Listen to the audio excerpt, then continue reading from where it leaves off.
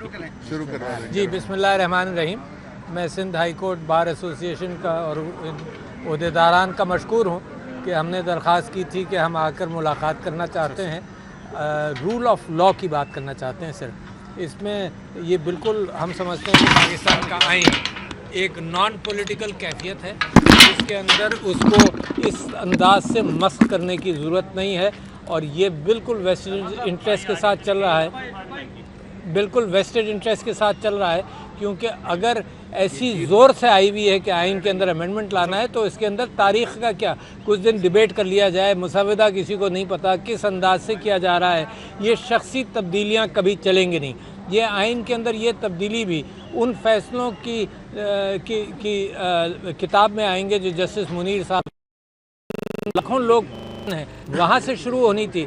ये constitutional court का मसला छेड़ देना और उस पार्लियामेंट का ज़रिए तब्दीली लाना जो फॉर्म 47 वाली है, जिसके अंदर कराची भी रिप्रेजेंटेड नहीं है, उस पार्लियामेंट में तो कानून पास करना भी गलत होगा।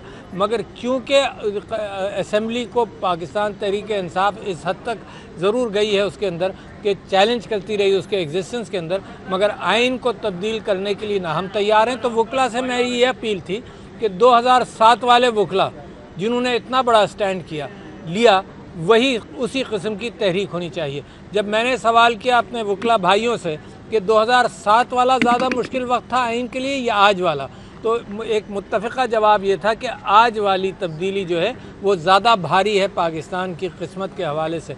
तो हम इसीलिए हाज़िर हुए थे कि वकला भाइयों से रब्ता रहता है, मगर एज एन इंस्टीट्यूशन हम रिक्वेस्ट करने आए थे कि इसके ऊपर वो जो करना चाहते हैं हम उनकी मदद करेंगे, वो लीड करें। Keep it non political as far as the वकला आर कंसर्न।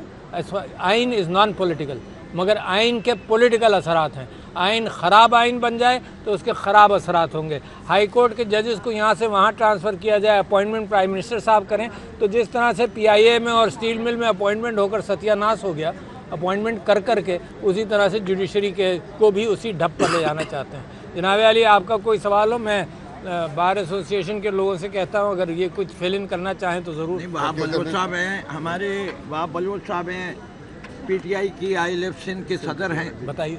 रहमान मैसर साहब हैं, हमारे जाहिद महसूद साहब हैं, इन सब ज़हूर महसूद साहब हैं, ये सब हजरात जो हैं इस वक्त जद्दोजहद करने के लिए तैयार हैं और इंशाअल्लाह वकला जो हैं पाकिस्तान तहरीक इंसाफ की जिस शहर में भी प्रोटेस्ट होगी भरपूर साथ दे रहे हैं। हम इस पूरी कम्युनिटी को मशकूर हैं।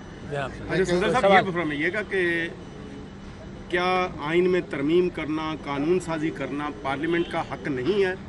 दूसरा सवाल, आपने कहा कि वकला बार के ओहदेदार जो आपने कहा कि ये आइन के चौकीदार हैं, एक और इदारे के चौकीदारों को या मुल्क के चौकीदारों को आप लोगों ने पहले जानवर कहना शुरू कर दिया था। कहीं ये तो ना कि वकला आपके कहने पे बाहर ना निकले तो कल ये भी जानवर बन जाएंगे? अच्छा, ये गैर मौजू सा सवाल है, मगर मैं समझता हूँ कि पार्लियामेंट को हक़ है कि कानून पास करे। बिल्कुल ऐसा ही हक़ है कानून का कि जी आप दांत की तकलीफ़ हो, मैं कहूँ मेरे ड्राइवर से इलाज करा लो, आप करा लेंगे क्योंकि मैंने कह दिया। ऐसा नहीं हो सकता मेरे भाई, है ना।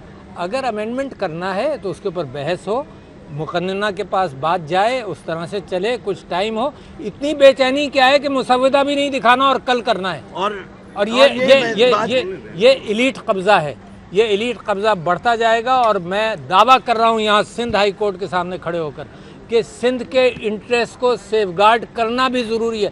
छोटे प्रोविंसेस इंसाफ की बुनियाद पर बराबरी महसूस करते हैं, अगर इंसाफ आप उनसे हटा लें तो और साथ साथ ये कि हॉर्स ट्रेडिंग वाला जो अमेंडमेंट पास हुआ है वो भी उसकी इतनी सख्त ज़रूरत थी कि 2 साल से पेंडिंग था, नहीं पास हुआ, अभी अचानक जल्दी से बुलाकर पास कर दिया। अच्छा, लिहाजा जो मौजूदा आपने कैफियत देखी है, ये तो ट्रेलर है। आइन अमेंड हो जाएगा, फिर आप देखिएगा क्या असर होगा। जवाब दे दो। मूवमेंट चलाने निकले हैं तो पूरी कौम को मुत्तहिद कर रहे हैं, लेकिन कल फ़लस्तीन कॉन्फ्रेंस में आप हुकूमत पे तो तनकीद कर रहे हैं कि उसने इश्तिहार में इसराइल का नाम नहीं लिया, लेकिन आपने क्या किया कौम को मुत्तहिद करने के लिए, या PTI ने क्या किया गदा के लोगों से ये? देखिए, फ़लस्तीन के हवाले से कायद-ए-आज़म मोहम्मद अली जिन्ना के मौक़िफ़ से न PTI हटी है न मुल्क हटा है। ये तो मौजूदा हुकूमत की कमज़ोरी है कि वो इश्तिहार के अंदर भी इसराइल का नाम नहीं ले पाई। पता नहीं कहाँ उनके घुटने काँप रहे हैं, क्यों काँप रहे हैं, किन के इशारों पर ये हुकूमत कायम है, किन के इशारों पर चल रही है, किन के इशारों पर ये आई है। ये ख़ुद अपनी अक्कासी करेगी। फ़लस्तीन का मामला सारे पाकिस्तान का एक सा है और यकजहती के हवाले से फ़लस्तीन के साथ मेरी भी गुफ्तगू महमूद अब्बास साहब से और सबसे होती रही है। हमारा मौक़िफ़ एक ही है। जब चीन का सदर आ रहा था तब भी तहरीक इंसाफ ने इस्लामाबाद बंद किया था। अभी शंघाई तावन तंजीम का इजलास हो रहा है, एक मरतबा फिर पीटीआई जो है वो इस्लामाबाद आ रही है। ये क्या कौमी मफाद के खिलाफ जा रहे हैं आप? अच्छा, किसी ने हमसे ये आकर बात की है कि कौमी मफाद है, SCO का इजलास हो रहा है, वो आ रहे हैं, ये तो चलता रहेगा। मेरे हुकूक दबाते रहो, लोगों को मारते रहो, औरतों के पर्दे वो चादर और चार दीवारी का एहसास ना करो और तुम कहो कि शंघाई तंजीम के लिए ये अमन हो जाए, वो अमन हो जाए। जिनको जो ये अमन की खराबी पैदा की हुई है, जिन्होंने लोगों को मारा पीटा, घर और चादर और चार दीवारी को तबाह किया है, उनसे सवाल होना चाहिए कि भाई हट जाओ। इस वक्त शंघाई कोऑपरेशन काउंसिल की मीटिंग हो रही है, कम से कम 1 महीने से इस पर हौला हाथ रखते हैं कि ये लोगों की जज्बात सड़कों पर ना आए। मारपीट करो सड़कों पर और फिर कहोगे जी कौम की खातिर यकजा हो जाओ। कौम तो पर रहने नहीं दी तुम लोगों ने। अच्छा, आप कह रहे हैं कि हमसे तो किसी ने बात नहीं की, लेकिन कल की जो कॉन्फ्रेंस हुई उसमें तो आपको बाकायदा दावत दी गई थी, लेकिन पीटीआई तो किसी से हाथ नहीं मिलाना चाहती, बैठना नहीं चाहती, तो बात कौन करेगा? शंघाई फ़लस्तीन के एतबार से जो पीटीआई का मौक़िफ़ है वो दुनिया जानती है, हम जानते हैं, है ना। कौन सा तीर मार लिया इन्होंने कल मिलकर, सब जानते हैं कि क्या मौक़िफ़ है फ़लस्तीन के हवाले से। हुकूमत के अपने घुटने मजबूत करने हैं तो मैं इस वक्त इस काबिल नहीं हूँ कि फॉर्म 47 वाली हुकूमत के घुटने मजबूत कर सकूँ। इनके घुटने जवाब दे गए, इनको वो क्या कहते हैं, वो ट्रांसप्लांट कराने पड़ेंगे, लोहे के घुटने लगवाने पड़ेंगे कहीं से। अगर कोई मूवमेंट चलती है तो आप लीड करेंगे उसको? अगर कोई देखें, मूवमेंट तो चल रही है, वो क्लास सारे हैं। कल हजारों लोगों ने इस्लामाबाद में, आपने कल देखा, कराची में 2 दिन पहले कराची में 1000 लोगों ने कॉन्फ्रेंस की, आपके सामने वकलात मैदान में है और सारे वकलात अभी नारा सुन ले, गो काजी गो, गो काजी गो, गो काजी गो, गो काजी गो। गंडापुर साहब के साथ जो हुआ वो बयान फरमा चुके हैं, है ना। ये जब 9 मई की बात की जाती है तो ये भूल जाते हैं कि 9 मई से पहले इंतखाबात कराने थे, वो नहीं कराए।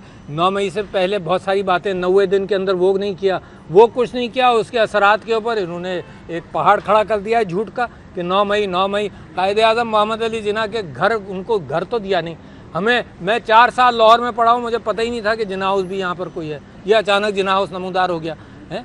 तो असल में हकीकत इंसानों को भूल कर कंक्रीट की पूजा करने लगे हैं सिर्फ दिखाने के लिए। और केपी हाउस का जो किया है, और KPI, और सुनो उसी कंटिन्यूएशन में तुम देखो, उसी कंटिन्यूएशन में देखें कि KP हाउस की हुर्मत का क्या हुआ भाई, है। KP हाउस तो फेडरेशन की हुर्मत है, उसका क्या हुआ?